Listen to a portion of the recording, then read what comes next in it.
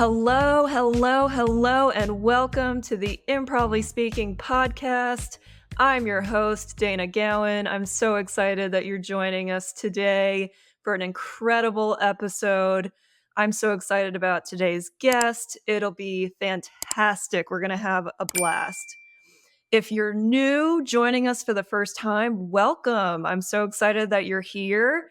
And if you're returning, you probably know the spiel already, but let me just do a quick rundown of what we're all about here at the Improv Speaking podcast. We like to help people understand the benefits of improvisation and how improv can change your life, or at least give you the tools and skills to change your life. You may not want to call things life changing. That might be a bit exaggerative or dramatic for you. But I think improv is definitely a game changer, and it's been a game changer in my life. So the goals are to show everyone how improv can be a game changer. Also, we're here to demonstrate how improv shows up in all aspects of our lives and inspire people to try new things, get out of your heads and judgment zones, and find creative outlets and passions that can help you. So that's a tall order, but we've accomplished it in every single episode we've done, and I have no doubts we'll do that again today because our guest today is an experienced and incredible improviser, performer, teacher, and life coach. Let me introduce you to our special guest, Joe Van Haecke. Joe is based in Des Moines, Iowa. He is the chief of inspiration for his company, Inspire Me, Mr. V, which provides improv-inspired life coaching to help people start living a yes and life in a yeah but world. And we'll get into what that means. I love that motto, that slogan. That's so cool. Joe has been performing and coaching improvisation for over 20 years and has performed in Des Moines, Chicago, Minneapolis, and Kansas City, Missouri. He is also an applied improv facilitator who helps attendees become better active listeners, idea supporters, risk takers, stronger leaders, and so much more. Please welcome the super inspiring and inventive Joe Van Haecke. Welcome, Joe. Good afternoon, Dana. I'm excited to be here and looking forward to our talk. I'm so excited as well, Joe. I know we've talked a few times, and every time we talk, I'm like, I should have been recording this. This is so much fun. So I'm glad we're finally here recording now. You have such a great spirit and energy about you. So I know you're just going to have that infectious energy and spirit today, too. It's going to be a great time, and I've been looking forward to it all morning. I wish some days that I had a recorder going on me at all times, because sometimes I say platitudes that like people around me are like, "Oh yes," and 2 days later, what did I say? What was so profound? I don't know. Maybe it'll come back. You have to write it down or make Yeah. a note, an audio note, a written note. That is what I'm learning now. I'm taking a stand-up class and I get these ideas for bits and jokes and I get them late at night. Like my inspiration for jokes and stuff comes at the end of the night. I think it might be because my judgment zone is down a bit. Maybe I'm tired. I don't know. But I get all these ideas and I'm like, I'll remember in the morning. Nope. You do not remember in the morning. You have to write it down. In my mind, I've written the best, greatest American novel 3 times, but I can never Yeah, remember it because I don't write it down. I know. See, all that we could do, just write it down. Don't let your brain fool you to be like, oh no, I'll remember. No, I don't trust you, brain. I'm writing this down for safekeeping. Yeah. And Dana, I know you've got some questions and a path and an order that you want to take, but I just want to make a note for us now. Yes, please. Let's make sure that we come back to that judge or that judgy voice or whatever you're calling it about talking about your stand up, because that's one of the things about letting improv transform your life. And I want to make sure that we talk about that sometime today. I am writing that down right now because that is so important. And yeah, we will definitely get into that. And for our listeners, everyone who's joining us today, Joe and I met through the magic of the LinkedIn algorithm.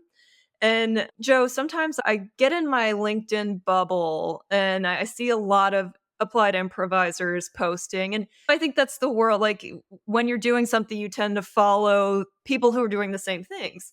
as you. And sometimes I get in my head about I'm being an imposter. Is the market too saturated in this? And, it's again that judgy voice coming in a little bit. And literally yesterday, I saw your blog article on LinkedIn about success is not a competition. It was the perfect time for it. And you wrote about how the number one person we are competing against is ourselves. And I just want to thank you for that because I needed to hear that yesterday. And I bet it was helpful for other people as well. Well, I certainly hope so. Thank you for mentioning that, Dana, because sometimes I put a lot of posts out there about once a week. I never know if they reach anything. And I sometimes think I used to be a high school teacher, and it feels like every student that comes back and says thank you have to remember that there's probably three or four in the classroom that recognize, but just for some reason or another don't feel the move to thank you. So I think the same thing works on the socials is that, man, what Joe wrote today, that really spoke to me, but something get distracts you and we don't like it, we don't comment and we don't share it. So anybody, if you're trying to support each other or you have people that with something really speaks to you as a content developer and creator out there, like it, share it, comment on it. It doesn't take that long. Just do 5 a day. We'll all be super appreciative of it. However, Dana, I love hearing that type of feedback one-on-one. Thank you so much. Of course, it's a nice ego boost to hear, yeah. And I try to do that more too now. I've definitely been a lurker before on social media and stuff of consuming content and being like, "That's cool," but never commenting. But now I know what it feels like when people say, "I enjoy your content and I enjoy what you're putting out there." So I try to pay it forward and do that for other people as well. Perfect. Love it.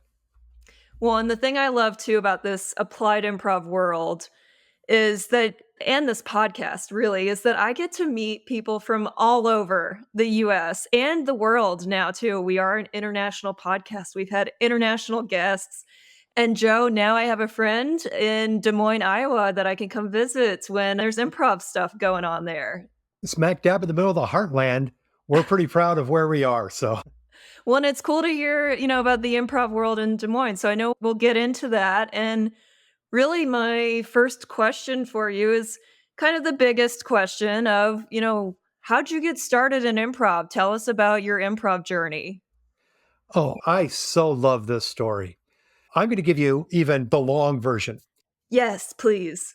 Yeah, growing up, I always wanted to be a stand-up comic. My parents had Bill Cosby records and Smothers Brothers records, and then I discovered Steve Martin records and some George Carlin records, and just the way, especially in his prime, when Cosby could just weave a story and take you down this path, and the audience is rolling. And I thought, man, that would be great. So I had that in the back of my mind. And high school and college just went deeper and deeper. And I didn't know about Chicago when I graduated from Iowa State. So I just went on my merry way. There was a local gentleman here in Des Moines that was giving a 6 week, what he called a comedy college, a 6 week workshop for stand ups. And I went through that as soon as I found out about it. And I had a fantastic time. And then went on and did a few other shows myself and then just hit a wall. And about that time, I moved down to Kansas City and put stand up on the back burner again. Maybe 2 or 3 months in Kansas City, my roommate and I, who was my best friend for life, my brother from another mother, we're having a grill out. His cousin and her roommates are over, and some other friends are over. And I'm just being me. I'm just riffing. I don't even know what I was saying. And Steve and Meredith are laughing so hard. They're like, you have to come check out this comedy sports thing. We think you'd be really good at it. And I'm like, who, what? Yes, let's go. So we went to a show that weekend. And I think it was the weekend after they announced, hey, we're having auditions if you want to come try out. I'm like, yes, please. So the week passed. I get to the comedy sports and I'm sitting in the waiting room and just talking to some of the other people there, get called in for the audition. And as I left, I talked to one of the people. I said, I don't know if I made it or not, but if there's a way, if there's classes or workshops, I would really like to know about that. And he said, okay, good to, I'll put you on the list. Later that week, I got the call, Joe, we really enjoyed you. We want you to come join the cast. And I about fell out of my chair. Yay! So the way it started is then there were 4, maybe 5 weeks of workshops with this new cast. And then slowly, when they felt you were ready, you got drawn into the established cast and then got some stage time. My first day at the workshop, I'm looking around and I see a lot of the people that I recognize from the auditions and maybe some faces that I didn't. But what I picked up on quickly was, oh, these people have already been taking workshops. So something in my audition must have stood out that said, oh, let's at least give him a chance. And I really haven't looked back since. So I performed for 3 years with Comedy Sports out of Kansas City. And I moved back to Des Moines and joined a small troupe that was performing in coffee shops here. Then they fell apart, but I wasn't done. And so I started my own troupe, and that was 20 years ago. Along the line, somewhere, I started coaching high school. Iowa has a really strong speech competition that then breaks down into many different categories, such as group improvisation, solo mime, group mime, one act, readers theater, musical theater, choral reading, all these different categories. One of my wife's friends was the director at a local high school. And she said, I understand you do improv. That scares the bejesus out of me. Can you come coach my teams? And so I've been doing that for almost 20 years. Along that line, I ended up realizing how much I enjoyed teaching. I went back and got a teaching certificate. And I've just found that the more I can weave improv theory and improv, all these components that we are going to talk about today, but start applying them in a daily basis, makes the world so much of a better place. So I said a lot. Please ask questions. Oh, I'm taking it all in. It sounds like your stage presence. So did you do theater in high school and such? I did not. And I look back trying to reflect, why did I not do theater? I don't know. I don't have an answer for that. Maybe it was because I was a band geek, and maybe I thought they were theater dorks, or I just didn't make time The to do it. turfs. Yeah, the turf Right? wars. Da da da da Yeah. da da da da da da. Cool. Nevertheless, I didn't. And somewhere along the line after college, when I was working in different businesses and different organizations, I just thought I'd like to try some theater. And I've done some scripted theater stuff, but it just doesn't appeal to me as much as I just want to perform and coach and play. And improv covers all that. Well, it sounds like your stand-up experience and your stage experience that you had at least got you the improv gig that got you past the audition at least. So you had some Yeah. really good stage presence to begin with that you've developed along the way, which is awesome. Yeah, thank you. I remember the audition process, but I don't remember much of what I did. It was you had to get up and talk about yourself for a minute and then do a short scene. And that sounds like, oh, no big deal. Have you ever tried to about yourself just for a full minute? It's harder than it Ye sounds. It is. Yeah. And then I did a scene, and the suggestion was bakery, and I came in as a number of different characters. I don't know. Maybe it just worked out, but Yeah. No, the stars align, that's amazing, and it really sets you on this path, that's wonderful. I ask this of a lot of our improviser guests. How has improv and comedy in general helped you in your life in this 20-year span of improvising? improv has helped me slow down so I can go fast. And that's a phrase that I heard at Association of Trainers and Developers, ATD, at a meeting. And then I've learned that it's been taken from the military of we have to go slow and steady so we can be fast. Because if you're going fast all the time, there's no faster gear, but then things fall Mm. through the cracks and we don't make sure that we do the process or make all the checks and balances. For me, improv, in what I like to call that yes and moment, forces us to slow down. So, talking to improvisers out there, but maybe if you're not familiar with improv, when we talk about yes and, the number one thing is like, we're going to fully listen to the sentence that my scene partner says. When I'm directing or coaching and teaching improv, I even have an activity of like, you have to wait to respond till the person you're working with finishes talking. And you have to say the last three words that they said and then say yes and. I force that on as a learning Mm. concept. I call the yes and moment of when you stop speaking and I say yes to your ideas or yes to your comments. And now I get to choose how I respond. I get to choose how I'm going to and or accept and build on your idea. And so I have to go slow. Seasoned improvisers, maybe like you've seen somebody in a live show or on Whose Line Is It Anyway, or even of us that are just doing it as a hobby, You think, wow, how are they thinking so fast? We're not. We're actually slowing down. We're just so skilled at it now that it's second nature. That's part of, to me, the transformative power of studying improvisation is that it teaches us to accept and build and to slow down in a world that's just asking us to go fast, fast, fast. I love that. I love that exercise of saying the last 3 words. I've done exercises before where you use the last word and incorporate it into how you respond for the next sentence, but I like the last 3 words because that really makes you focus too. Exactly. And then, if I'm coaching for performers, like workshops, like eventually we want to perform on stage, then I keep scaffolding up of getting to the last word and then in getting to, all right, you don't have to repeat anything, but I want you to make sure that you say yes and da da da da da. And then we can drop the yes and part and just get to the da da da and then the scene. But it's a skill, it's a process, much like learning how to drive a car. We can't go right on the interstate right away. We need to learn how to maneuver through our neighborhood first. It's so interesting you mention the slow down so you can go fast. When I first started improv, I'm about 3.5 years into my improv journey, and I've loved every minute of it. It's just been so much fun. But when I first started, it felt like every scene needed to be dramatic and hectic and chaotic because that's what we see on TV. There's a lot of conflict and drama, and we think that conflict and drama is what makes the shows interesting. And when you really dial it back, it's like the relationships and the connections are what's interesting. And certainly there's a pacing to it, but yeah, when you first start out, doing these improv classes, you're like, I need to make it interesting right off the bat and I need to discover something. And there's so much pressure. So I love your reminder slow down so you can go fast later. Totally. And I see that with new improvisers. I still coach high school competitive teams. And then sometimes that turns into working with them even after they're out of high school or in the local improv scene. I do some coaching. And it seems to me that our first instinct when we start learning improv is, I'm going to come up with a funny accent and a goofy voice. And this is my character. And I'm just going to steamroll everything. And Arr. Yeah. yeah. Which, I mean, there's a place for those characters. Don't get me wrong.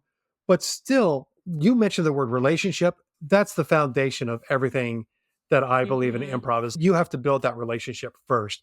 And then if you want to play new choice or some of the other gimmicks that we add on to the short form games, great, perfect, love it. Focus on that relationship. I'm going to drop a name. I've studied with Jimmy Carrane a number of times and taken his workshops. Yeah. And that's where I learned, oh, it's about the relationship first. And the importance of that is it helps your scene go better. And I take that into the applied improv world of everybody that you interact with in your daily basis, whether you're a team member, whether you're a manager, whether you're a supervisor, you're the CEO, regardless, everything you interact with somebody else is a scene. Let's slow down and make sure we're focusing on that relationship. And then we can build that up rather than tearing it down. Oh, absolutely. I mean, that is, of course, one of my questions. And you and I are biased. We both believe that improv is super helpful for everyone in their personal and professional lives. But for anyone who's listening who still needs to be sold on it, what would you say to them for how the skills of improv translate to our personal and professional lives? That's a fantastic question. And sometimes that's a hard sell to get people to see that we're applying these skills. So I really talk about what you've seen on Whose Line It Is anyway. And I use that example because it's so well known and so relevant. Is Yes. improv. You've got to understand that these people have been studying it for so long. And when I go into an improv workshop, I'm not asking you to be funny. I'm not asking you to bring the silly voice or anything. We're going to set that aside because I want you to be authentic and I want you to be real. And I'm going to really dive into what it means to say yes and because I think that term, it feels to me that term has been thrown around a lot and everybody picks up on the, oh, improv, yes and this means this means this. That's not the case. And I like how Kat Koppett says it's really accepting and building. So Yes. I'm gonna listen and accept your idea and I'm gonna build on it. And here's my new idea, this bigger thing that I've created with your help. I'm going to send it to you because you're going to say yes, and you're going to accept and build on top of that. So, really, when we talk about improv skills, the skills underneath the art form, the process underneath this art form that we love so much can help us transform to become better communicators, better collaborators, and stronger leaders. I have a fellow teacher that we would go out Friday after work and just get in these monster big discussions and be talking about what's going on in the world. And these two countries are in big conflict or whatnot. And I was always dropped like, what would help this situation is some improv. And Yeah, he would some just smile, play. laugh. Finally, and he was a social studies teacher. Finally, he just stopped. He's like, you keep saying that, Joe. What do you mean? And I just explained to him like how we use improv to build relationships and how we use improv to slow down and listen and be authentic and active in our listening and then build on ideas rather than butting heads. We're working together. And he just sat back and he let that sit in for a moment. He's okay. I see where you're coming from. We both of us have since moved on. He now lives in Chicago, but he comes back in town every so often. We get back together, and you can bet cold hard cash that somewhere in our conversation, at least one time, he's either going to look at me or I'm going to look at him and go, improv as the solution to whatever we're discussing. Yeah, and I wanna build on that yes and piece is I feel like sometimes, improv is like it's play and it's silliness and it's an opportunity to just try new things, of course. And I always give a little asterisk there of this doesn't mean go rogue and like burn the place down and just yes and whatever, like woohoo, we're free now. Like it's not it is certainly a freeing mindset, but there are always, like, rules, processes, and procedures to follow, and we're not saying to just do away with all rules, processes, procedures, systems in place. It's more accepting the reality, and then, like, how can we build it? How can we change it? What's the task at hand, and how can we improve it together and collaborate? Dana, you said it perfectly, so much better than I ever could. I have to explain to my friends and to people I meet and to coworkers, yes, and doesn't mean that we're going to accept everything. Yeah. Yes, and is a tool for us to listen and, as you said, accept and be willing to listen and then build up to maybe something that we can do. In a business world where we're generating ideas, sometimes we're going to yes and ourselves until that's way beyond the scope of anything we've imagined. Okay, great. However, everybody on our team feels seen and heard, and everybody wants to feel seen and heard. And that's important because then everybody has buy in and everybody's voice has value. Another transformational impact of studying and applying improv to everyday life. Well, speaking of transformational, so you are an improv inspired life coach. And I got to tell you, when I heard this, I was like, this is genius. You're the only person I know doing it. I don't know if you know of others, but this is just such a genius concept. You literally said yes and to the concept of yes and have built this coaching business now where I mentioned it in your bio. Your business motto is start living a yes and life in a yeah but world. So, can you explain more of what that means? Why, sure, Dana. We have plenty of time, right? Because this might take a while. We've got all So, yes and we've got all the time for you, Joe. love it, love it. So, you may remember this pandemic thing that kind of shut down the world a number of years ago. Like, Slightly, did, yeah. did, did you experience that? Because we felt it in Des Moines. Yeah, for sure. Okay. Anyway, it was during that time. I'm a member of the International Coaching Federation, the Iowa chapter, and they asked me to come and give an improv workshop via Zoom. And it went over by gangbusters. So it's all these coaches that I know that Yeah. I've met either in person or over Zoom at that time and had 15, maybe 15, 20 different coaches. And I had a morning session and an afternoon session. One woman came back to the afternoon session. She wasn't planning on it, but she said, I had such a great time in the morning session. I wanted to come and see it and do it again. Even though I did the same exercises, the pathway that it took, just due to the nature of improv and different people having that group mindset that we talk about, took the exercises in different directions.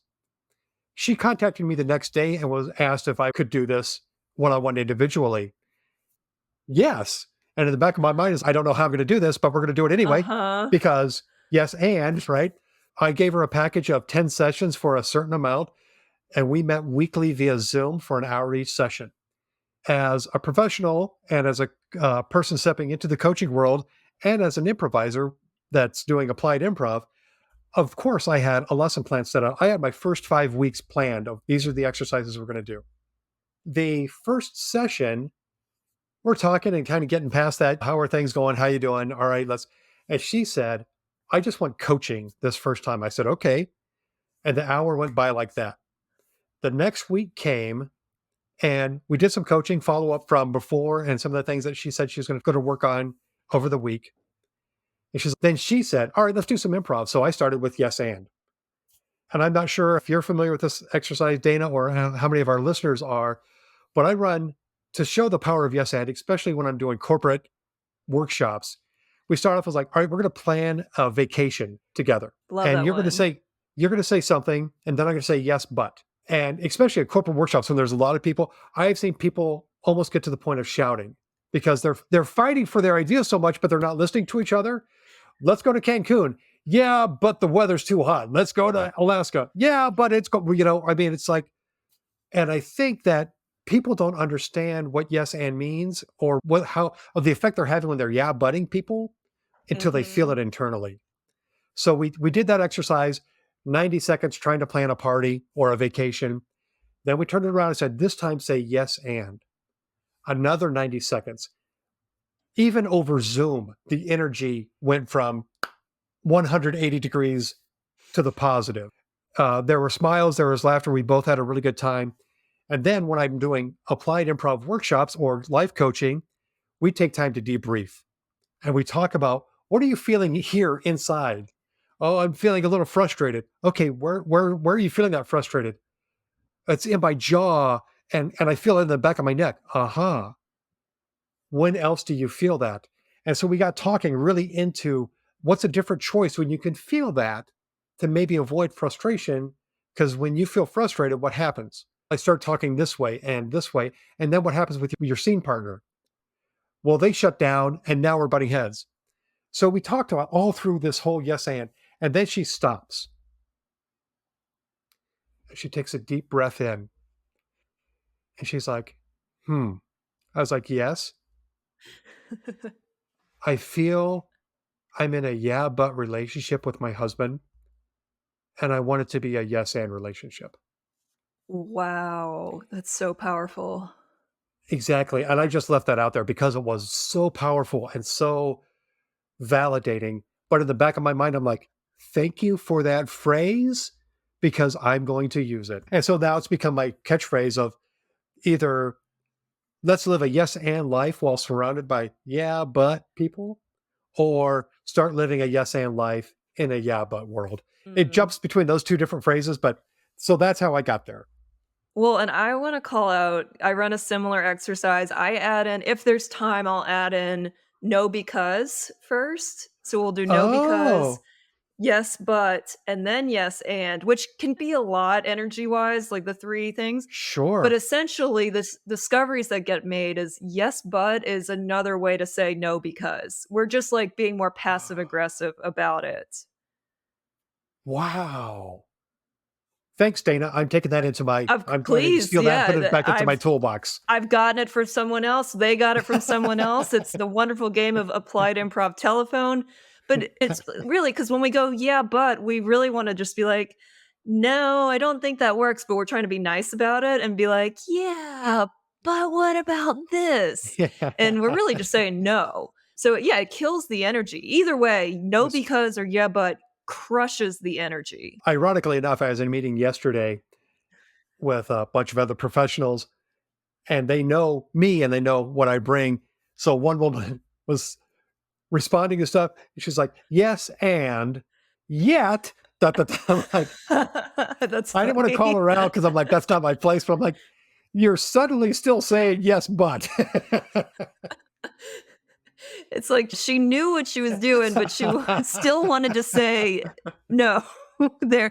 And again, to your point, we can't say yes and or it's not even that we can't. It's there's a time and a place where yes and is really, really good in brainstorming meetings. And when we're talking to ourselves too, like this is a personal thing. Yes, and you can always kind of go back and forth with people, but it's how you're saying it too. And if you find that you're constantly saying no or yes, but then that's something to notice, right? Exactly. Exactly. I like that we have to even apply it to ourselves. And Yeah. in this journey that I'm on and getting into life coaching and reading more, thinking about this more, really started paying attention to what's the language that we use and how does that affect ourselves in and of itself.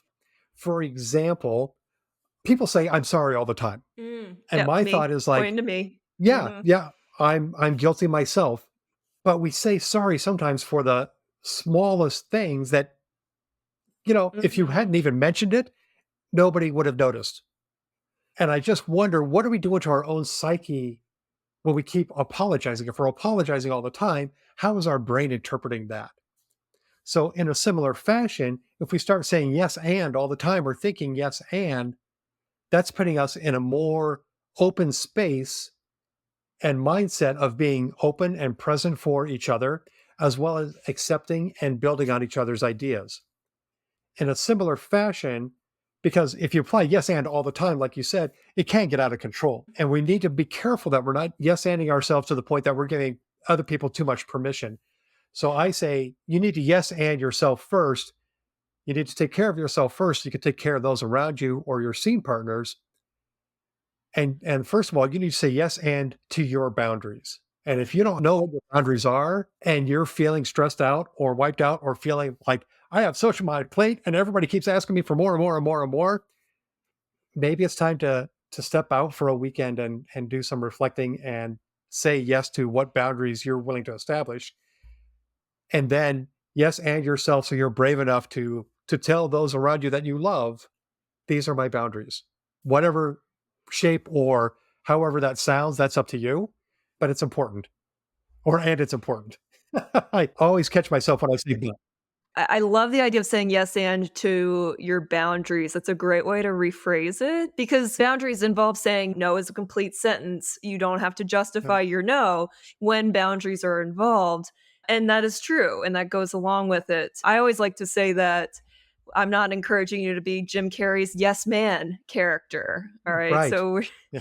you're not saying yes to everything. Certainly, like boundaries still apply. So say yes and to your boundaries. I love that phrasing and framing. And Joe, I have to tell you, so I've been working with a life coach as well for the past 6 months, 7 months Oh, or wonderful. so. Yes. And I have a little like I've taken a stand-up class right now and I have a stand-up bit that I'm still working on developing. But the idea is like how I'm like, I've done therapy, I've worked with a counselor. I have no qualms or issues saying like I do therapy, for my mental health. Like there's no stigma around that.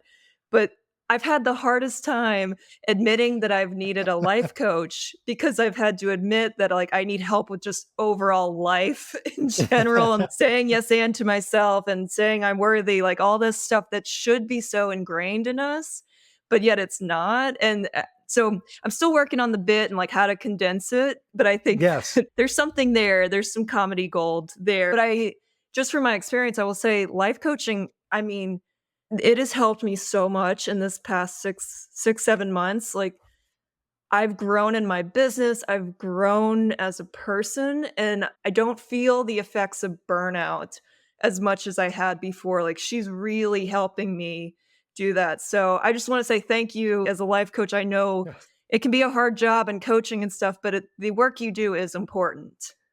Oh, thank you. I appreciate that. And so many ideas to grab on there, but I'm going to say I myself worked with a coach for 18 months or so. And every so often, I'll still reach out to her and just like, hey, I wanted to share this good news with you. And I love her to death because she's always positive and always enthusiastic and supportive. And she gave me some powerful phrases that I keep in mind. She always told me, reminded me, you need to say yes to things that serve you and be Mhm. courageous and strong enough and brave enough to say no to things that don't. And so I remind myself sometimes when I'm starting to feel overwhelmed or starting to feel like I have too much on my plate, I'll take a step back and ask myself, what am I saying yes to that's not really serving me? And I can usually eliminate one or two things off my plate. And suddenly I'm like, oh, This is how it's supposed to be. I will be honest, the first time I heard the phrase life coach, I scoffed too. And I thought that, Mhm. is this a bit of a stand up routine? What is this about? Right. Having gotten into this world and learning more about it, I could joke about it. I'm like, yeah, I can still see how it's a punchline. And I'll be the first to admit that maybe it's not for everybody. However, the people that I've talked to and from my own experience, working with a life coach has been so beneficial. One of the things that I make sure that I inform people of and possible potential clients when we do some of the complimentary calls is like, I'm not a therapist. Mhm. I don't do therapy. I'm not licensed therapist. I will listen, but let's so you understand the lines. Me and my client is therapy deals with the past. Coaching, we're going to deal with the now and the future. That's a great delineation. Yeah. Well, in terms of your life coaching meetings and calls with clients, can you give some Yeah. examples of how you might structure it? So you said that the first client, she was like, "Let's do coaching this call, and then let's do Mhm. improv the next call." Do you let the clients decide, or you're like, "Hey, this is a great time to do an exercise?" Most of the time, I let the clients steer a little bit more. I always have at least 2 or 3 weeks ahead lesson plan ideas set out, and I listen to what the client wants or needs. And if like we hit a lull, that's when I'll say, "Hey, this might be a good time for this exercise." And oftentimes, what I've found is doing that exercise, and then we open up to the debrief, opens up for more coaching. And then at the end of the session, I ask for what are 2 or 3 things you want to work on this next week? How do you want me to hold you accountable next week? And what are some takeaways? And oftentimes the takeaways are like, oh, when we did that everybody go exercise and we gave ourselves permission to be silly and not judging, that was so empowering and refreshing. Okay, how can you use that the rest of this week? I'm just going to give myself permission to be silly at work. Hey, great. So it's it's a continuously evolving, almost a teaching relationship where I'm listening to trying to meet the client at where their needs are, listening to what they're asking for, and if necessary, bringing in an exercise that works. And sometimes I'll say, what you're talking about is a great position opportunity. I don't have anything right off ready. If you don't mind, can we table this until next week? And by that time, that gives me time to either go through all my books and all my list of activities, or, drop out to the applied improvisation community. Hey, this is happening. What exercises would you recommend? And man, that's what's great about this applied improvisation network, this global Yes. community, is that everybody's like, try this exercise, try this exercise. And sometimes I see this exercise, I'm going to modify it. Or, oh, this exercise reminds me of that exercise. I feel more comfortable with that exercise. So it's an ongoing process during our continued relationship of coaching happens in the moment, but it also happens with part of my responsibility as a life coach is I have to come prepared. You're Mhm. paying me a lot of money. You should expect that I am prepared for whatever happens in our hour of work together. So I'm asking this as an example, not that I do this at all. But what do you do with the client, again, not me as an example, who, is, like, all about it in the moment, in the coaching, is like, "Yeah, I'm gonna do these takeaways, I feel so good about this," and then the week goes on and life gets in the way, Sure. and they don't do the takeaways that they wanted to, and it just seems like every week is the same thing, "I didn't get to do it," and I didn't do it, but I wanted to. How do you handle that with a client? So I asked, how does that feel that you didn't accomplish what you set out to? Not good. Not Not good at good. all. What's holding you back? Fear, uncertainty, Ah. limitations, yeah, So all let's talk those. about that fear. Let's talk about that uncertainty. Where do you think that's coming from? How can we overcome it? What if we rephrase that fear as the imposter, or what if we rephrase that fear as the perfectionist? And what have we said in our sessions together about the imposter or the perfectionist? So those are great questions. Taking time to listen and recognize how far are we in this process together in our relationship? What have we worked on? And oh, you're still feeling that? Here's a different activity that we can do, and let's talk about that. So if you feel that maybe the imposter is getting in your way, maybe we do an activity or give voice to the imposter. I'm going to be you. and you be your imposter. Mm. And then in that case, so we're role playing.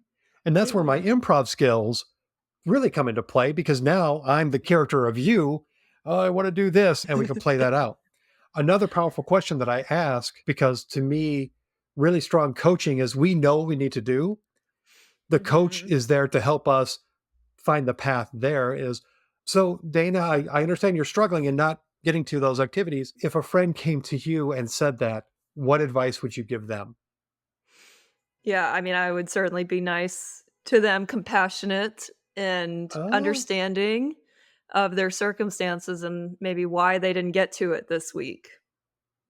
exactly. Yeah, that's so powerful. The thing that I've loved about the life coaching is the accountability. And I will just say from my experience, the coach that I've worked with, I didn't do some exercises, the takeaways. I didn't do them 1 week. Uh-huh. And so the next session, and I was like, I'm sorry, I didn't do them. There's that sorry piece again. And we literally went through my whole week and like recounted what I had going on. We estimated a few areas, sleep. Let's just say I got 8 hours times seven. And we calculated that I had 80 hours of unaccounted time that I could have done these activities and takeaways, and yet I chose not to. For whatever reason, I didn't do them, but it wasn't because I didn't have time, it was because I chose to use that time elsewhere. So it was just, like, a really powerful thing, and she kind of held my feet to the fire and been Yeah. like, "Hey, you're using excuses, but you didn't do what you wanted to do," kinda thing. And I just love that, like, push of the coaching that Yeah. I haven't always Yeah. gotten from therapy, and they're different, but, like, that Yeah. push and that accountability is huge. And my concern, as you mentioned that, is I think there's a section, probably a very small section, but a small section of the coaching community that would be like, oh, that's okay. And then come the end of your agreement or relationship or whatever package, however your coach is it, at the end of 10 weeks, nothing has been accomplished. And then that coach, Mhm. like, well, we did do this and this. Would you like to sign on for 5 more? Which to me, my goal when I start an agreement with a client is I want to get us to the point that you can go, Joe, thank you. I'll be in touch in 6 months. Or, and I'll be like, go fly, go spread your wings. Right. You know, there you go, Icarus, not too close to the sun. Okay. But, and I'll reach out to past clients after 6 months. Hey, I just want to check in and see how things are going. Not trying to be a sales call, but I invested time as well. Yeah, And for me personally, not as a coach, but as Joe, relationships are important to me. And just I like want to know, improv. just like improv, and I want to know how's life going. My oldest son just graduated from high school and all his friends are still bouncing around. And I just keep telling him, like, just keep in touch. You can email me directly or through Gabe because I want to hear about all your success. I want to Yeah. know that you're flying, that you're spreading your wings. And it's so nice to have someone in your corner. Just knowing someone's there in your corner to reach out to share your successes with. I don't know what it's like to be a young person right now, but I can only imagine that it's hard. And it feels like there's a lot of competition out there, and I think it's important to have those people in your corner, so it's great that you're doing that for them. Yeah, thank you. I know I got on the life coaching tangent, but it's top of mind because I've been doing it too. So I love this work you're doing. You mentioned the exercise Everybody Go. How does that work and how do you fit that in with your coaching? Of course. So in a workshop, whether it's a applied improv corporate workshop or for performance, so we've got everybody in a circle, let's say 10 to 15, maybe 25 people in a circle, and one person starts. And so I'll set the example, everybody go, and I'll just make some goofy hand gesture or body pose and a sound that goes with it. And they might complement each other, they might be dichotomous, it doesn't matter. And then everybody repeats it. However, we all have to say yes first. And I swear it takes, I can predict it without a doubt that the first time we does it, everybody just jumps in. So Dana, I'm going to ask you to Ah, do it. Let's go ahead and do it with me. And it's going to sound weird on a podcast, no, but I love it. just use your Yes, I love it. imaginations. Okay. Yeah. Everybody go. Aha. Remember, Dana, you need to say a big Oh, I resounding did yes it. first. I'm gonna take I'm gonna take my clown bow here. Oh, Oh, okay, I there we messed go. up. I messed up. Yeah, but we applaud the clown bow because you're trying and you're throwing in. Uh-huh. So Let's do it again. Let's do it again. okay, everybody go. Woo! Yeah. Yes. Woo! Woo. Yes. You Woo. got that part, Dana. So I'm waiting on you to go. Everybody go. Oh, wait. Wait, so I have to say, oh, and I do one. Yep, you do a new one. Poor instructions on Uh, my part. Another clown bow. Okay, one more time. I really want to get this. This is fun. Okay. So you start us off. Okay. Everybody go. Yes. Okay. So that's exactly how it works. And a We did coaching set, it. yay. So in a session, whether it's coaching or a workshop, in a session, then we take time to discuss, well, how does that feel to be silly? And how does that feel to take that judge, that critic, that voice inside our head that says, don't do that, and set them aside? I really emphasize, hey, the judge, that voice has no power here. If out of a 3-hour workshop, if the only thing that people walk away with is that judge has no power, then my work is done. And then we get into, especially with large groups, how does it feel to be supportive when you're silly? How does it feel when you see other people saying silly? And then we talk about the positivity of that. And that playfulness and that positivity carries on beyond the workshop.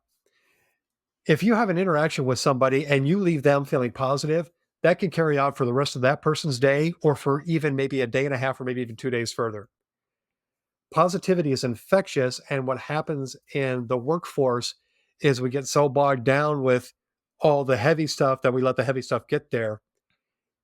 If we can maintain that play, that positivity without being toxic about it, then we can change the culture of our workforce that it's a place that people want to go to rather than have to go to. Do you ever get anyone in your workshops? I assume one-on-one, they know what they're signing up for, but anyone in your workshops that is arms folded, super a wall in front of you posture. I'm too serious for this kind of play. What does this have to do with my work? Mhm. Questioning why they're here. How do you handle those people? I get that quite often, and I give everybody, but I've emphasized with them. I'm like, you have permission to not participate. Yeah. However, that doesn't excuse you. You still have a responsibility. I want you to be an outside objective observer. And so we'll do the activity, and then I'll pull that person into the debrief afterwards. Because oftentimes, that outside objective observer can see moves and things and recognize what's happening in a different point of view than the individual that's in the moment, that's playing in the moment and responding to those situations. So now I've got the internal point of view as well as the external point of view that gives us things to talk about and to open up that discussion. And my experience has been that person stands out for one, maybe two. And as they're watching and they see, first of all, this is very low stakes. You could start to see some of the benefits and how it opens up discussion. And it kind of looks like they're having fun. I'll give it a try. I'm not going to like it, but I'll give it a Mhm. try. Not 100%, but oftentimes at the end of the workshop, those are the people that are really thankful and grateful for the time that we spent together. Yeah, and I think from a piece of it of, I'm a big people pleaser, and so when I'm not feeling like someone likes the activity, like, I take it as a personal attack, and it's something I've been working on in the coaching is this is not a reflection of me, this is the reflection of this is the product that they don't like right now, that or they don't understand it too, and I definitely am stronger now in my speaking to be like, that's fine to sit out. And I love your phrasing of you still have a responsibility as an observer. That doesn't mean you get to play on your phone. I want to Right. ask you to observe so you can participate in the debrief and bring a special perspective into the debrief. That is brilliant. Yeah. It's very powerful and it's empowering for them.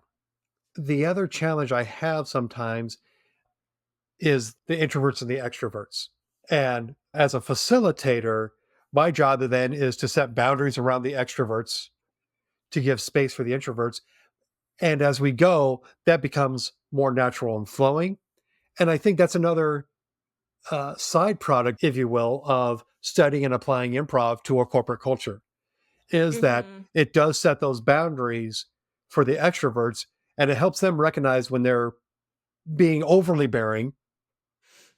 And I can say that because traditionally I'm a 75 to 80% extrovert myself. And I try to pay attention when I'm like, ooh, I need to pull back some. Because the introverts often have important stuff that they want to say. They just are not necessarily comfortable, especially in the same room in a meeting with an extrovert, a strong-willed extrovert. So I always put it this way is like improv, studying improv and applying it gives us boundaries to rein in the extroverts as well as a stage and a voice to the introverts. I'm going to use it again so everybody feels seen and heard. Bravo. I love it. Joe, I want to take the quickest of breaks. Give us a second to get some water and such, but I want to come back and talk to you about your public speaking a little bit and also working with high schoolers because I don't have any experience with that and I want to hear about that too. So let's take a quick break. We'll be right back.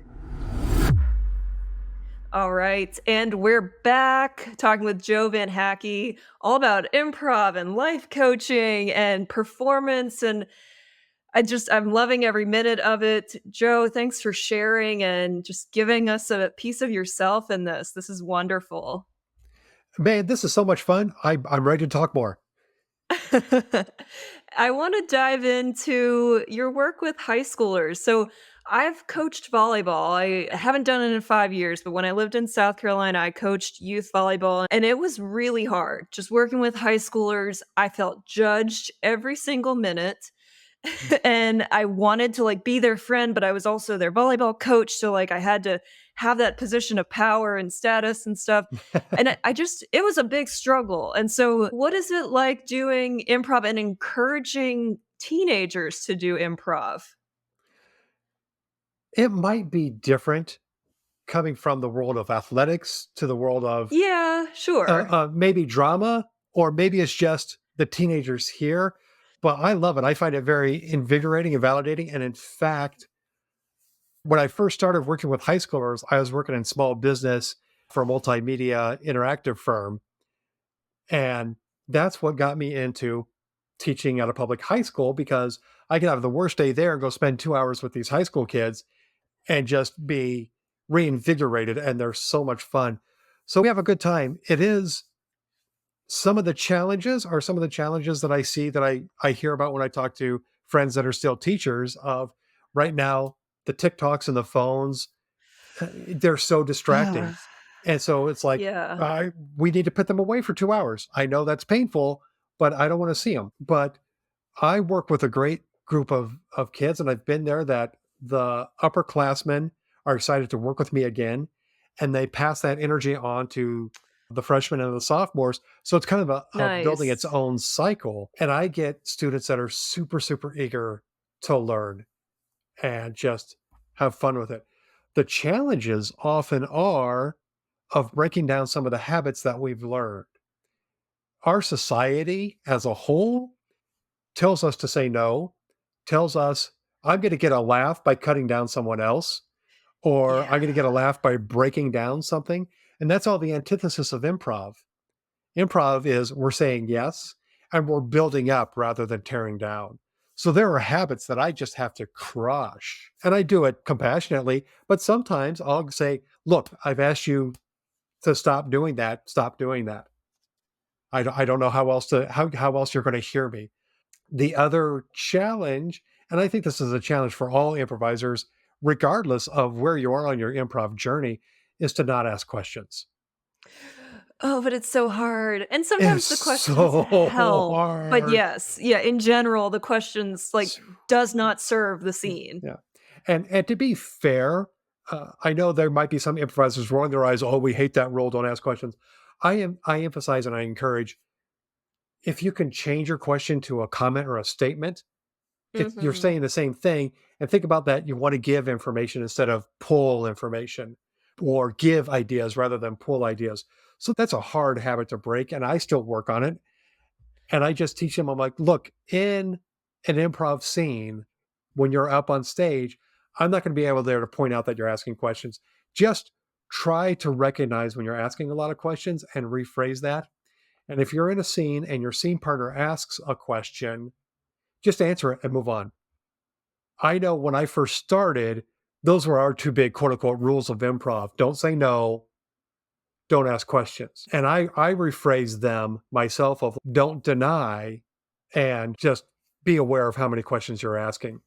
And I like it like this because it's okay to say no in an improv scene. If for some reason, let's say I'm carrying a cat and a mugger jumps out and it happens to be somebody, we'll get into the relationship part, but it happens to be somebody and the mugger is like, give me your money or give me your cat, whatever, right? Well, I want to protect my cat because that's my character's point of view. No, I'm not giving you my cat. Well, I just said no. Yeah. And Right. if the back of my brain, if it's, this is the rule, you don't say quote unquote no. Then my brain suddenly says, hey, whoa, Joe, you just said no in a scene. That's not what you do. And then I've opened the door for the judge, the critic, the imposter, the perfectionist, the people pleaser to come and take over. Mhm. And now I'm so stuck in my head arguing with those guys that I'm no longer in the scene. So I really emphasize it's okay to say no, just don't deny the reality of the scene. And then questions, like I said, it's like just answer them and move on. And don't worry about it. Because anytime that those quote unquote rules get broken, then suddenly you're opening the door, like I said, for the imposter, the critic, the perfectionist, the people pleaser. So Mhm. I'm off on a tangent, Dana, and I apologize. But here's my challenge: I'm a people pleaser, a perfectionist, and an overachiever. Same. I'm exact same boat. And so it's like a big wrestling match, and they're a tag team, and I have to bring in Hulk Hogan. Oh yeah, or the Macho Man, right? That has to be my persona of like, come on, imposter, I'm gonna rip your leg off. Oh yeah. No apologies needed for that tangent because we got Hulk Hogan there wrestling with your internal imposter. That was fantastic. So is that how you deal with your imposter syndrome? You wrestle with it, or are you It's sometimes more gentle to it too? it's a number of ways. I do that wrestling bit because it makes me laugh. That's So that funny. way, if I'm laughing, that takes away the imposter's power. Yeah. Adam Grant has a great book called Think Again. And in one of the sections in Think Again, he talks about the imposter of like, what if we think about the imposter differently? What if we think about the Mhm. imposter instead of trying to get in your way, is trying to help you? And so sometimes with the imposter, I will listen and say, okay, I understand what you're saying. And I see how I that's the better way that I've learned to deal with the imposter, the critic, the perfectionist. I yes and them. Ooh. So it's an improv scene going on in my head. Uh-huh. Which, the more skilled you get can move quicker so that way you can still, participate in the scene and not have to be in your head doing another scene with your imposter monster while another scene's going on, and it's a very meta thing. I was just gonna say it's all meta on this small little minuscule stage inside my head. Yeah, Just just quickly to get back to high schoolers, I really like working with them. that's And amazing. I do the speech competition, which is in the usually January, February, and then I do an improv show with the same group of kids and a larger cast in May, right before school's out. And it is so much fun because they can be fearless. Yeah. And when I can find a musician that could play piano or guitar and just lay down some chords, then we can bring music in and it steps it up a notch. And there are times that I'm just blown away. I'm like, oh, and jealous that they are so fearless and willing to go out there. It's like, oh, what's holding me back in my improv shows? It's inspiring, right? If you're feeling a tinge of jealousy, it's inspiration. Yeah. I'm always jealous or I don't know, amazed, like, I would have never done it in high school. Even in college, Right. I was very Yeah. much in my head. I was extroverted in my friend group, but I was shy in general and breaking out of my shell or starting to in high school, and I just wouldn't have allowed myself to be vulnerable like that. S- And Samesies. yeah. Samesies. So. I'm always amazed when high schoolers are willing to do that and Yeah. have that. What I've also found is when I started teaching and coaching improv, I felt much more confident in my own skills as an improviser. And Nice. sometimes, I'm not sure if you've experienced this yet, Dana, or not. Sometimes improvisers go through a cycle of, oh, I'm burnt out. Sometimes, Mhm. and it hasn't happened for me in a while, yet I remember in the past, there are times of, I think I'm done. And then it goes into the season of working with the students again. And I get all inspired and refreshed. I'm like, yeah, I can't wait to do improv on my own again. And it is a cycle. Sometimes that's maybe your boundaries flaring up of just, "Hey, you're doing too much right now, I'm Yes. tired." And it's not you don't have to quit improv forever, you're just you just need a little break, Just right? need a break. Yep. I wanted to ask, so is there an actual an improv competition or it's a speech competition? I know I'm getting in the weeds of It's this, but I think it's fascinating. that's okay. So it's speech contest. And then within that realm, that umbrella of speech contest in this season, which usually lasts late November through mid February, there are different categories, such as musical theater. There's a musical theater person that directs the students that audition for a musical theater, Oh, and nice. they'll do, I think they're limited to 10 minutes, like a 10-minute.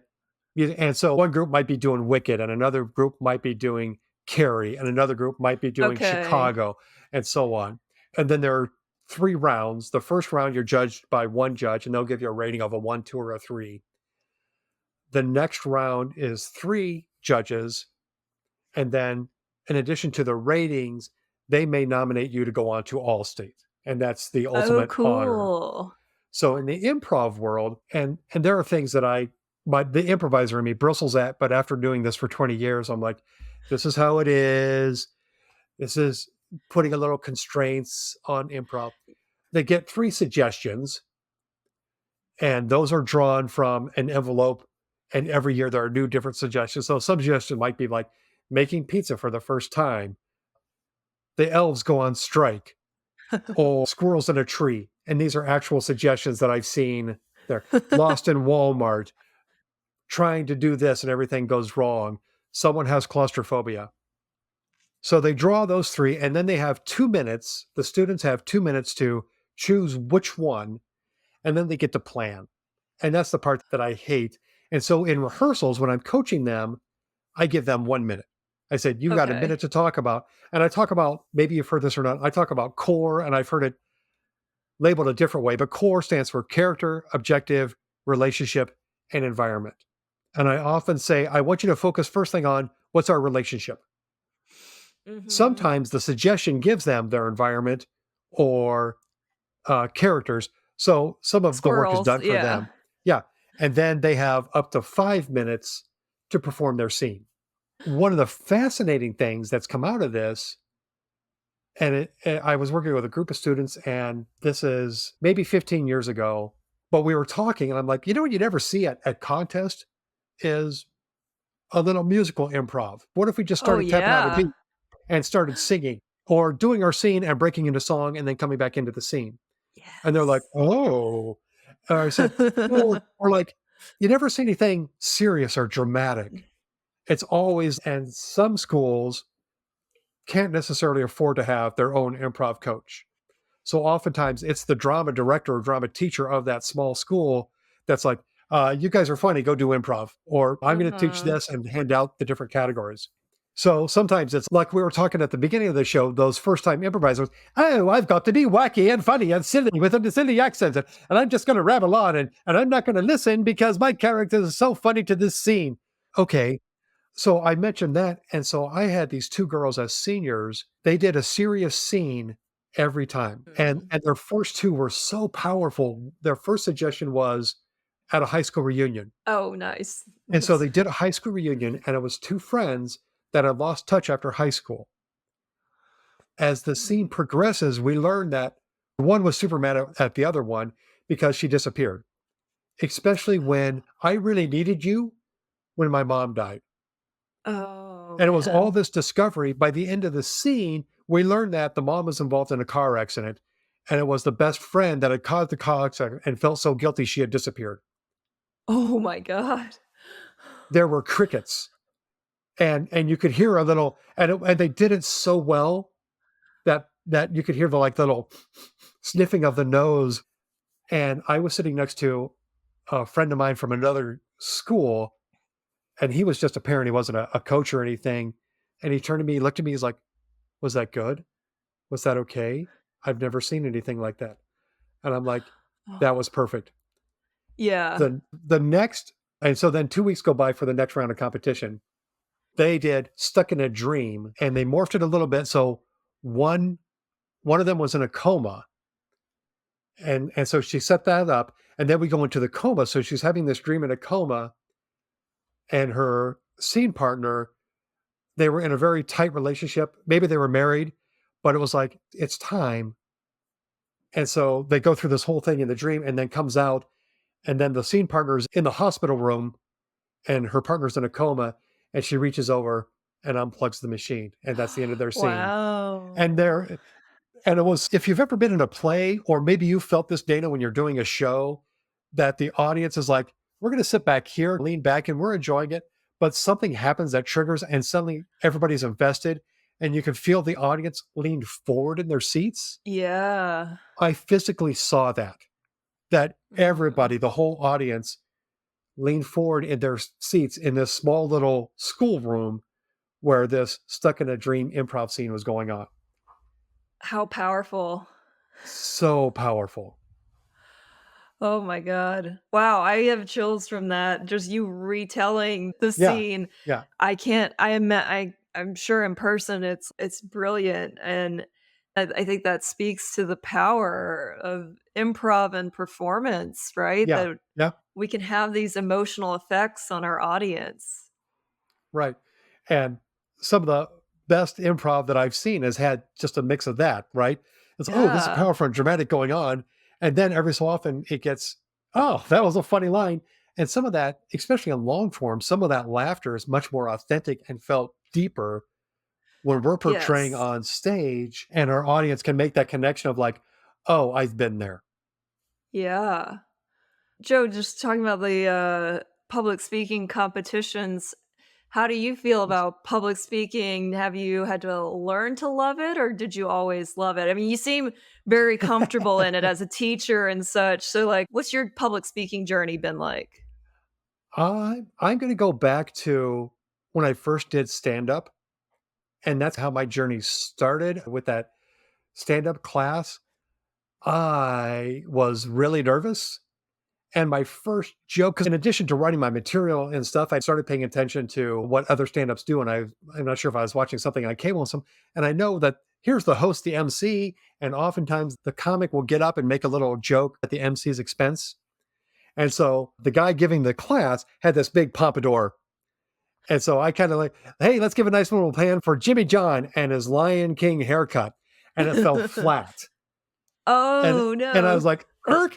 And then I get into my first joke that I was prepared for, and that hit. And that feedback from the audience was so rewarding. And then the next thing I know, my set was over.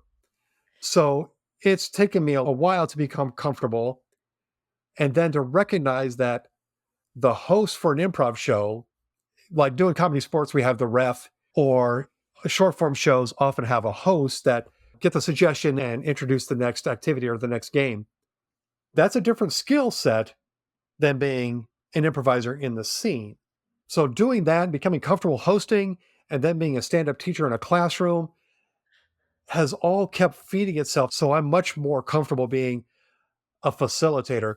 Yet I still get nervous, and I honor those nerves. They, you can't never experience them. You can't Mhm. never get over that fear. You just have to recognize it and go, wait, wait, wait. So oftentimes when I'm going to a workshop, especially a corporate workshop, when they're paying me a lot of money to be here for 3 hours, I have to make sure I deliver. I'll sit in my car and self talk and listen to the imposter. And yes, and the imposter in all those voices, but I'll remind myself of every single thing that I've done in my life up to now has prepared me for this moment. And I'll share that with my coaching clients as well. Everything that you've done has prepared you for this moment. Now, I haven't gotten into keynote speaking yet, but that's something on my radar, maybe further on down the road. However, I love doing workshops more. and being that facilitator because it's so much fun when you start a workshop and people are like, I can't do improv. And 90 Mhm. minutes, 2 or 3 hours later, they realize I just did that when I didn't think I could do that. What else can I do? What other limitations am I setting on myself that are self-imposed? Exactly. Mm. That's where my public speaking comes in, and I just love doing it. And now I look forward to opportunities to get up and I'm looking forward to speaking. And in fact, it's gotten me to the point that my niece is getting married later this year, and they've asked me to do the service. And I'm like, yes, please. Here we go. Yes, That's and right. oh, that's amazing, you're gonna officiate this cer oh, that's Yeah. wonderful. I'm torn between improvising the whole thing and getting audience participation or actually writing out something nice. And I think I'm going to go with writing something nice, but that's where I'm leaning. So, You can have some flexibility. If, something comes up in the moment, you can right. improvise, but you'll have a plan, yeah. Oh, Exactly. man, they've chosen well. I'm sure you'll be Oh, a great thank you. Thank you. officiant. I'm very excited and looking forward to it.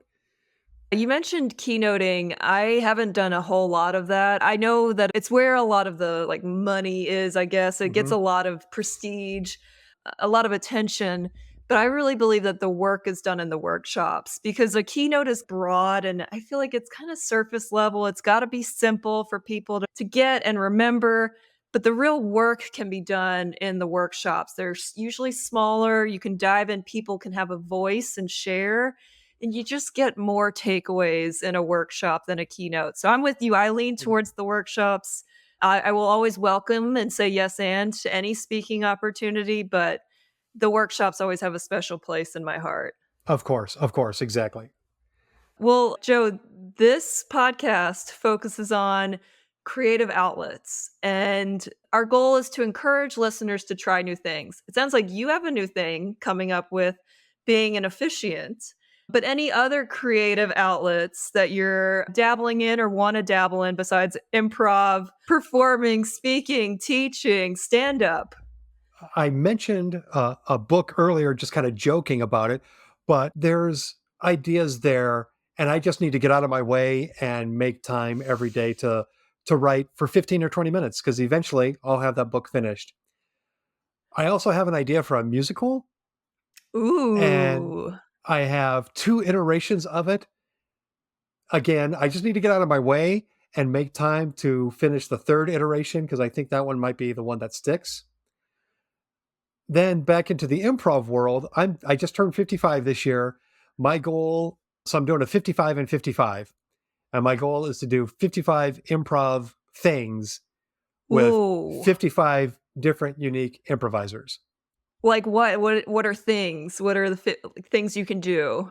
I started off last week with an open mic and I worked with two other people that I've had never met, just met like maybe the week before, and we did a 15-minute improv set. That counts. Yeah. The improv scene in Des Moines is growing. So I know many of those people, but I haven't performed with them. I want to jump out in there.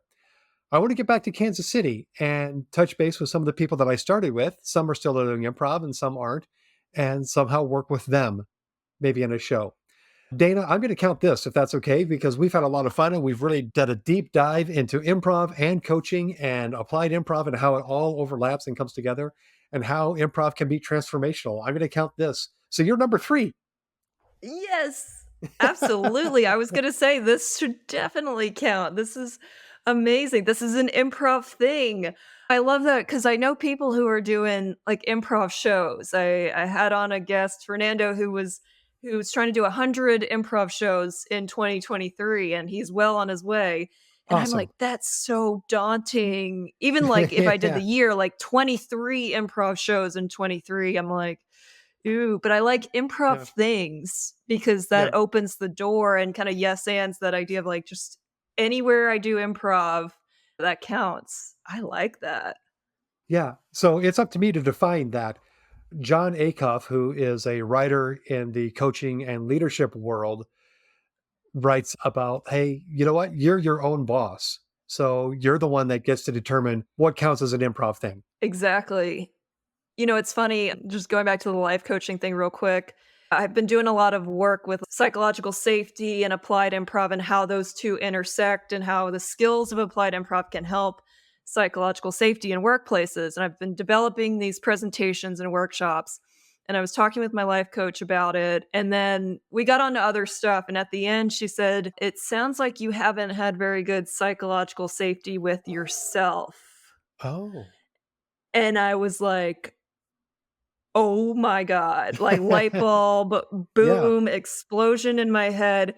I talk all of this stuff about tips and tricks and ideas and best practices of creating psychological safety for everyone in the workplace, and yet I haven't created it for myself. That was huge to hear.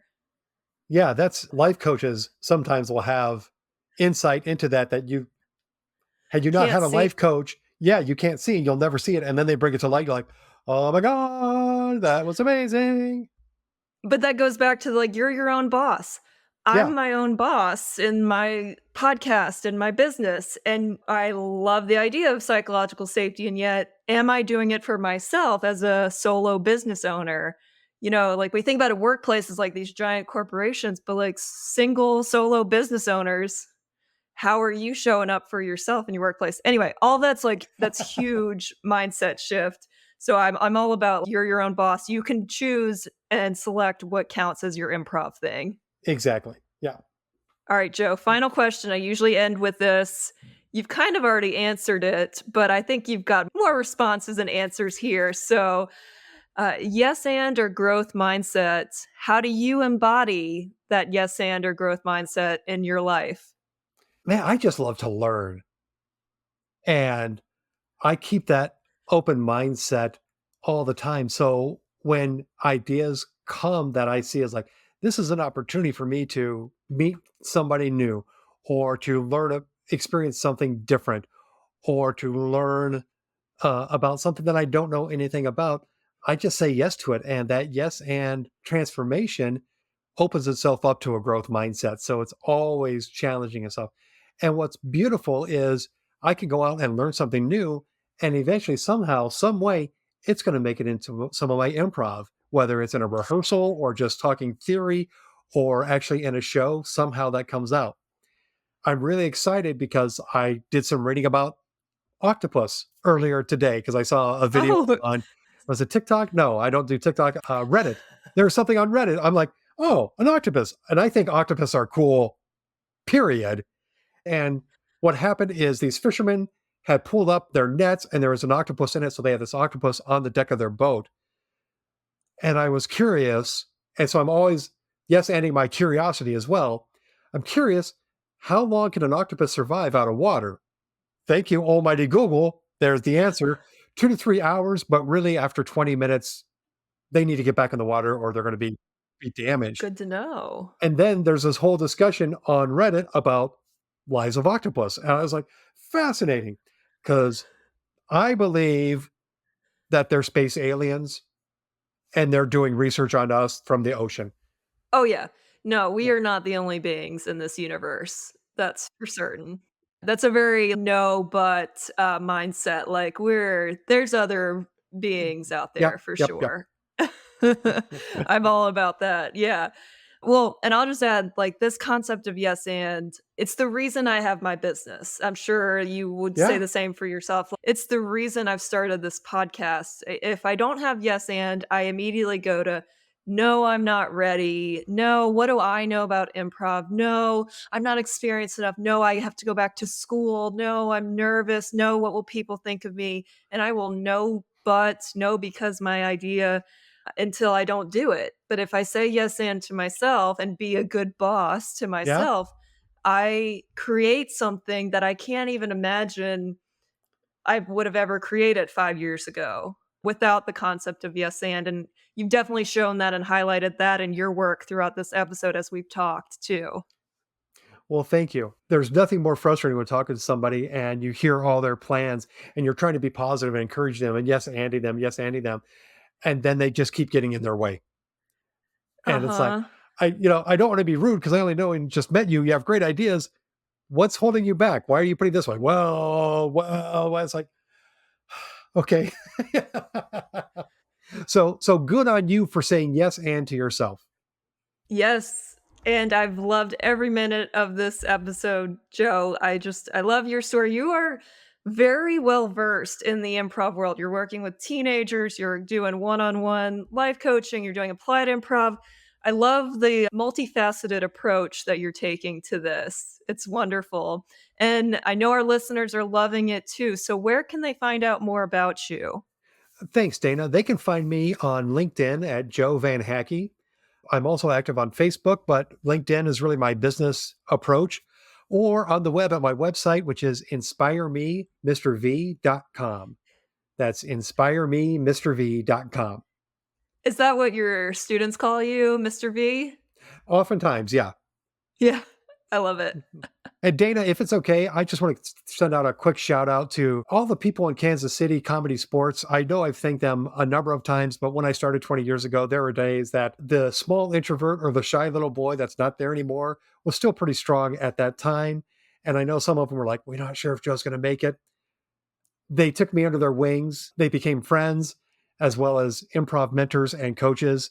And I've learned so much. And I look around at my life and how grateful I am for what I have, that I wouldn't be where I am now and so involved and excited about improv had they not done that for me. So I always want to say thank you to them. Oh my gosh. Are they still there? Is there still a Comedy Sports in Kansas City? They dropped out of the franchise, but they're called Comedy City Okay. now, as far as I know. And some of them are still performing, maybe not necessarily with Comedy City, but in other realms as well. What about your teams? Is it Comedy Experiment? Comedy Experiment, we often perform October through May. So we kind of work around more of a school schedule. And then the growing scene here in Des Moines are finding more and more venues to perform at. So we're looking for other places to perform as well. But Comedy Experiment performs in a black box theater inside our large auditorium where like the traveling Broadway shows come through. So there's the Oh, main cool. stage, and then there's the black box theater. We perform in that black box. So oftentimes our crowd is fighting with, well, we want to go see Phantom. No, you want to come see improv. Either way, they'll get a great show, whatever choice Yep, they yep, make. yep. Joe, this has been so much fun. I've had a blast. I don't really want to stop the conversation, but I will just for the sake of time and such. But I love your positivity. And it's not toxic positivity. We didn't get into that, but it's not this like toxic positivity. It's just having a yes and mindset creates this positivity and optimism in your life. And you're a great example of that. Thank you, Dana. I'm honored. It's been a blast. I This time has gone just like that, and I find that happens a lot when you get people that are excited and talking about something they're passionate about.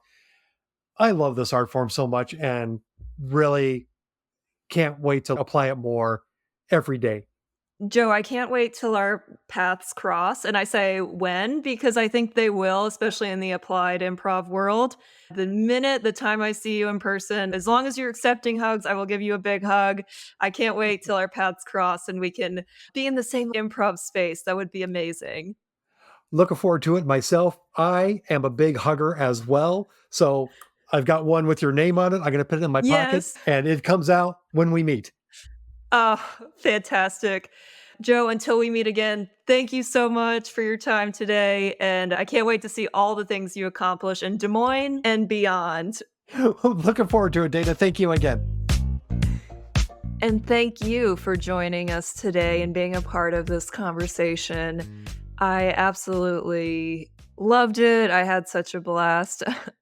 I loved the everybody go exercise and I just messed up. Like, I swear I was listening, but sometimes you just don't take in the directions for whatever reason. And it's fine. Like, you made a mistake and you just take a little clown bow. You're like, I recognize I messed up. I own that I messed up. And it highlighted his point that a lot of times people forget the yes part and they go straight into doing the thing. And it's important that we recognize that we're saying yes to the activity before jumping in and doing it too. Like, why are we doing this activity? Because we've chosen to say yes to it. I think is the point of the exercise. We were having so much fun, we didn't really debrief after it, but I think that's the point, and also, like, get everybody on board, get the group mind and ensemble together. It's great fun. Joe is the best. He's so much fun. I can imagine he's such an amazing applied improv facilitator. I bet he brings a lot of magic and energy and excitement to his groups that he gets to talk to.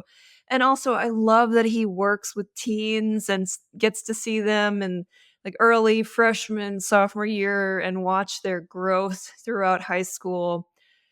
I know I've said this before and many times, but I just always admire people who've done theater and improv and such in high school because I just wasn't there in high school. I didn't have the confidence. Certainly, it wasn't on my radar, but it wasn't on my radar because I held myself back so much and I limited myself and I was so nervous and scared and shy and I hated being put on the spot.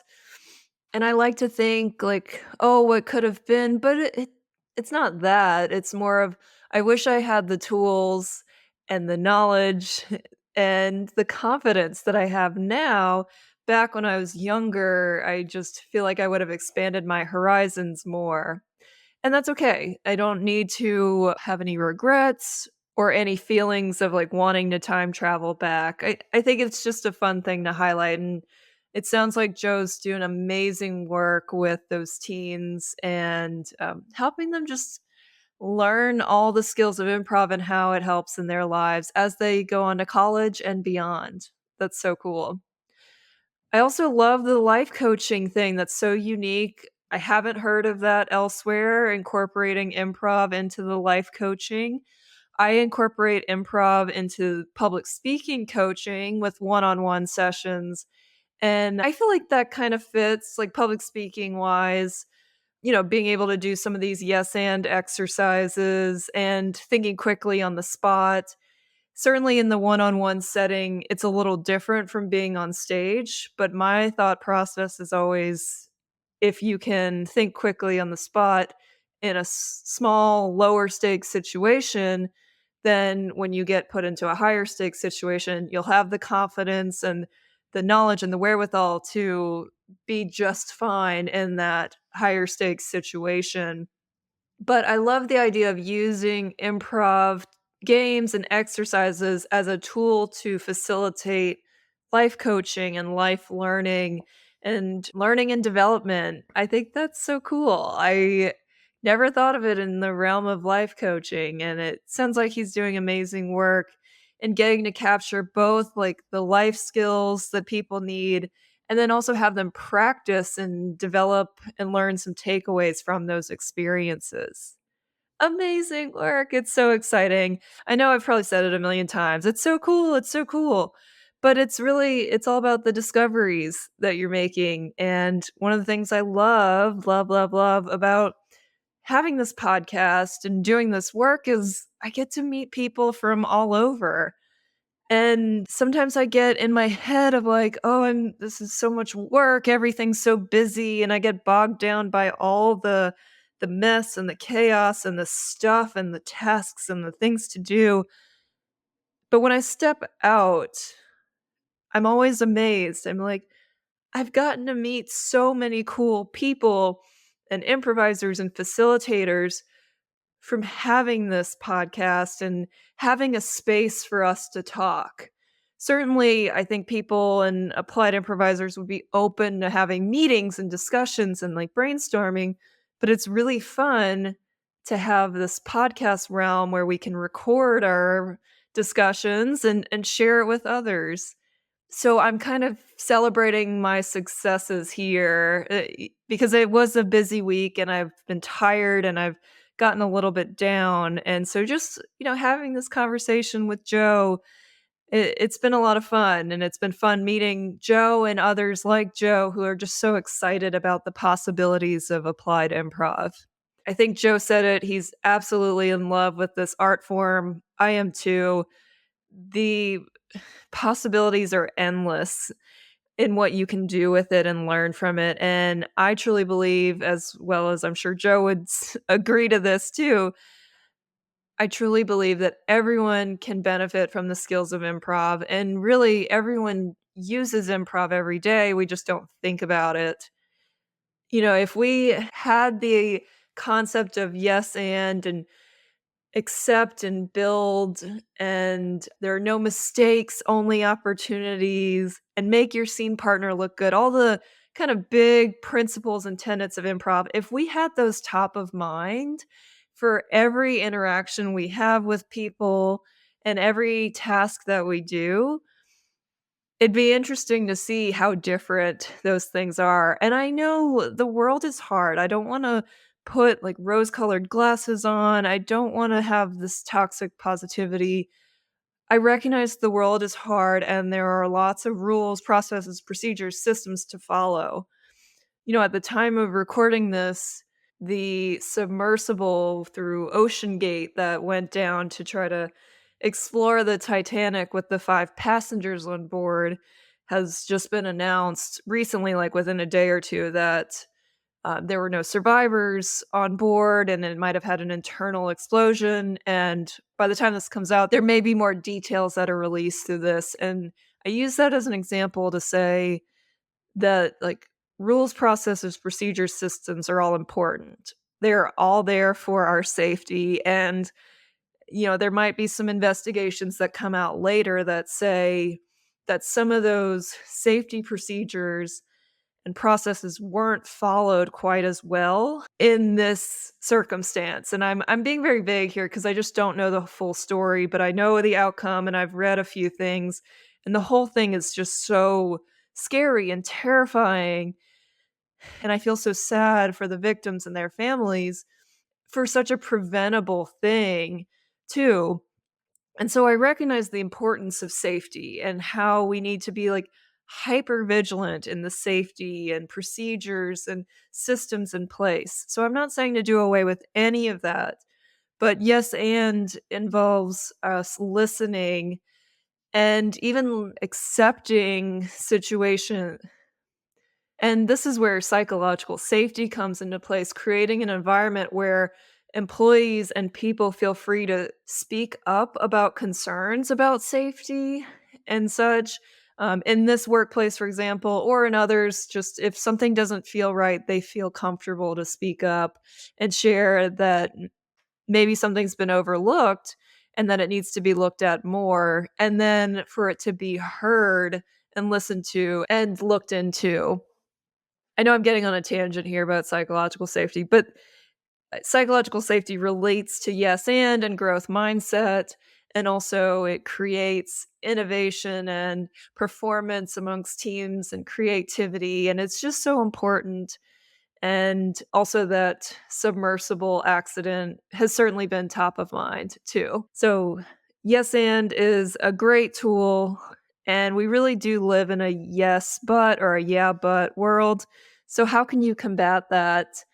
And again, not be like overly optimistic in everything because that's not authentic. But how can you say yes and to yourself and to others, even during difficult times or times of uncertainty? All right, I'll get off my yes and soapbox, but this has been a fantastic episode. Really enjoyed it. If you enjoyed it too, or you want to share anything that came up in this episode, please, please, please reach out to me at Dana, Dayna, at improviserspeaking.com. And I love hearing from you. So send whatever thoughts you have. I'm always happy to chat, as you can probably tell. I love talking about this stuff. You can also reach out to me on social media. I'm on Instagram at improviserspeaking. On LinkedIn, I'm at Dana Gowan, and my website is improviserspeaking.com. On Instagram, I've started this pod mom character to help talk about the podcast, and I call it my little baby podcast, Improvly Speaking. And I think it's funny. And so that's why I do it. And also, I think it's a funny way to promote the podcast through the lens of a pod mom. Like, I think about the podcast all the time. It's constantly on my mind. So I do feel like it is my like little baby project and thing So it is my little baby. And I treat it like that. And so therefore I am a pod mom.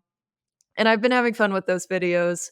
Sometimes I go a little quiet, things are busy, I don't get to post, but I try to post a few videos each week with pod mom involved. I've realized too with my pod mom character that I don't have a voice that goes with it. Like it's literally just me as a pod mom. So I don't know. I don't know if it's too late. That's a limitation I set on myself or a worry if it's too late or not. I could try a voice and see how it goes. And I don't know, just have fun with it. And that's what I'm doing. I'm having fun being a pod mom. So if you want to follow me or pod mom and all her adventures, you could follow that on Improvly Speaking. All right, I want to remind you of Joe's slogan or motto to start living a yes and life in a yeah but world. Go out and do that today. Enjoy your day and have so much fun. Thank you for supporting Improvly Speaking and checking this episode and other episodes out. I'm so glad you're here. Go out and say yes and flex your creative thinking. I'll talk to you next time.